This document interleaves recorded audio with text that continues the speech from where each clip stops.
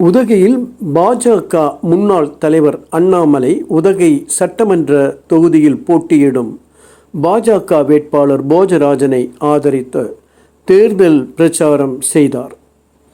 கூட்டத்தில் பாஜக முன்னாள் தலைவர் அண்ணாமலை பேசுகையில், போஜராஜன் கடந்த தேர்தலில் மிக குறைந்த வாக்கு வித்தியாசத்தில் வெற்றி வாய்ப்பை இழந்தவர். தேர்தலுக்கு பிறகும் வெற்றி பெற்றவர்களுக்கு வாழ்த்து தெரிவித்து விளம்பரம் கொடுத்த பண்பாளர் எனவும் திமுக ஆட்சியின் மீது பல்வேறு குற்றச்சாட்டுக்களை அறிவித்து பேசியவர் எதிர்வரும் தேர்தலில் பாஜக வேட்பாளர் போஜராஜனுக்கு வாக்களித்து வெற்றி பெற செய்யுமாறு கேட்டுக்கொண்டார். பாரதிய ஜனதா கட்சி தேசிய ஜனநாயக கூட்டணி சார்பாக இங்கே போட்டியிடுகின்றது.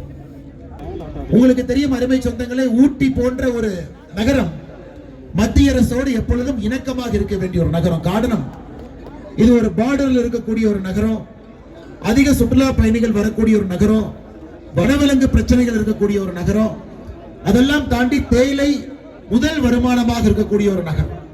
இங்க இருக்கக்கூடிய ஒரு சட்டமன்ற பிரதிநிதி, உங்களுடைய உறுப்பினர் மத்திய அரசு பாரதிய ஜனதா கட்சியோடு சார்ந்து இருக்கும் பொழுது உங்களுடைய குரல் வேகமாக டெல்லிக்கு போய் சேர்வதற்கான ஒரு பெரிய வாய்ப்பாக இந்த 2026 சட்டமன்ற தேர்தலை பார்க்கும். எந்த தேர்தலையும் விட 2026 இந்த தேர்தல் முக்கியத்துவம் வாய்ந்த தேர்தல். ஊட்டி போன்ற ஒரு நகரத்திற்கு பிரதானமாக இருக்கக்கூடியது வரக்கூடிய சுற்றுலா பயணிகள், அவர்கள் மூலமாக பொருளாதாரம்.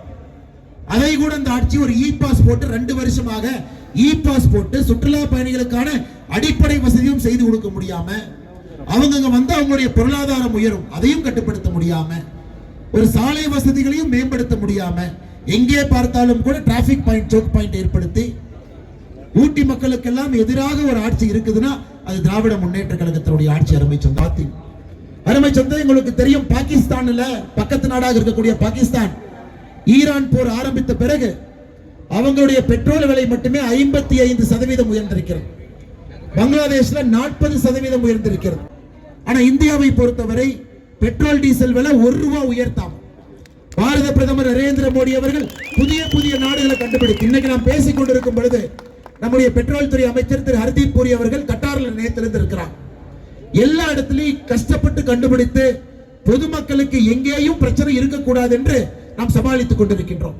மத்தியில எத்தனையோ மாநிலத்தினுடைய நலனை எல்லாம் 9வது அட்டவணையில இதற்கு முன்பு இருந்த புரட்சி தலைவி அம்மா செல்வி ஜெயலலிதா அவர்கள் மிக தைரியமாக மத்திய அரசு கிட்ட பேசி 9வது அட்டவணையில் அதை கொண்டு போய் சேர்த்து மாநில நலனை பாதுகாத்திருக்கிறார்.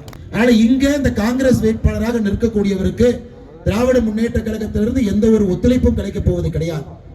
ஒருவேளை அவர் வெற்றி பெற்றாலும் கூட உதகமண்டலத்துக்கு எந்த பிரயோஜனம் இருக்க போறது. அதனால்தான் அருமை சொந்தங்களே, நமக்கு இங்க தேசிய ஜனநாயக கூட்டணியில பாரதிய ஜனதா கட்சி வெற்றி பெற வேண்டும். அருமை ஐயா போஜராஜன் அவர்களை இந்த முறை நீங்க கடந்த முறை நிறைய அன்பு கொடுத்தீங்க, இந்த முறை கொஞ்சமா சேர்த்து அன்பு கொடுத்தீங்கன்னா அந்த 5000 வாக்குகளையும் தாண்டி ஒரு பெரிய வெற்றியை போஜராஜன் அவர்கள் நீலகிரியில உதகமண்டலத்திலே பாரதிய ஜனதா கட்சி தேசிய ஜனநாயக கூட்டணிக்கு வாங்கி கொடுத்துள்ளார்கள். அருமை சொந்தங்கள், அனைத்து இந்திய அண்ணா திராவிட முன்னேற்ற கழகம் ஆட்சியில் இருந்த பொழுது ஒரே நாள்ல 11 மருத்துவக் கல்லூரிகளை கொண்டு வந்தாங்க. அதுல இந்த தொகுதியில் இருக்கக்கூடிய மருத்துவக் கல்லூரியும் ஒன்று. 3700 கோடி செலவில் 9 லட்சம் குடும்பங்களுக்கு குழாய் மூலமாக இயற்கை எரிவாயு PNG வழங்க மத்திய அரசு ஆயத்த பணிகளை மேற்கொண்டிருக்கிறது. உதகமண்டலத்துடைய ரயில்வே நிலையத்தை அமிர்த் பாரத் ரயில்வே நிலைய திட்டமாக 36 கோடி ரூபாயில வரையறுத்து அதை முன்னேற்றிக் கொண்டிருக்கின்றோம்.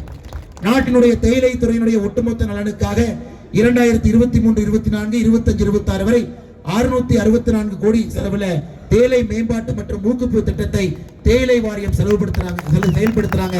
அதனாலதான் உங்களுடைய ரேட்டும் கொஞ்சம் ஏற ஆரம்பிச்சது. MSME திட்டத்தில் வழங்கப்பட்ட கடன் ஊட்டிக்கு மட்டுமே 403 கோடி மத்திய அரசு கொடுத்திருக்கின்றார்கள். முத்ரா கடன் திட்டம் ஊட்டிக்கு மட்டுமே 2558 கோடி ரூபாய், 4,78,000 பயனாளிகளுக்கு முத்ரா கடன் திட்டம் கொடுத்திருக்கின்றோம். அதனால் நாம் நன்றாக புரிந்து கொள்ள வேண்டும், எந்த அடிப்படையிலும் கூட திராவிட முன்னேற்ற கழகத்தினுடைய அரசு திரும்ப அமையக்கூடாது. அது அமைந்தால் தமிழ்நாட்டினுடைய காலம் இருண்ட காலம் என்பதை தாண்டி எங்கேயோ போயிருவோம். அதற்கு ஊட்டியில எங்கேயுமே நீங்கள் வழிவகை செய்யக்கூடாது என்று அன்போடு கேட்டுக்கொண்டு, அதே நேரத்தில் தாய்மார்கள் இங்க இருக்கிறீங்க, நம்முடைய படுக சமுதாயத்தினுடைய போற்றுதலுக்குரிய சொந்தங்கள்லாம் இங்க இருக்குது. நீண்டகால கோரிக்கை உங்களுக்கு இங்க இருக்கு. அந்த நீண்டகால கோரிக்கை பாரதிய ஜனதா கட்சி தமிழகம் உங்களோடு தொடர்ந்து அனைத்து இந்திய அண்ணா திராவிட முன்னேற்ற கழகத்தை போல உங்களுக்கு எஸ்டி அந்தஸ்து கொடுக்க வேண்டும் என்று தொடர்ந்து வலியுறுத்தி கொண்டிருக்கிறது.